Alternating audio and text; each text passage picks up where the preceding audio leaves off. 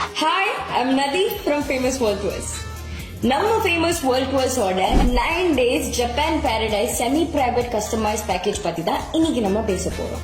ஜப்பான்ல சக்குரா அழகும் உலகத்திலேயே ஃபாஸ்டஸ்ட் புல்லட் ட்ரெயின்ல எக்ஸ்பீரியன்ஸ் பண்றோமா?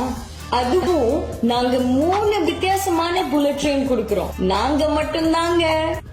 ஃபுல் டே டோக்கியோ அண்ட் ஒசாகால டூர், கியோட்டோல கல்ச்சரல் டூர், ஃபைனலா மவுண்ட் ஃபூஜி 5th ஸ்டேஷன் வரைக்கும் கேபிள் கார் டூர் இன்க்ளூடட்.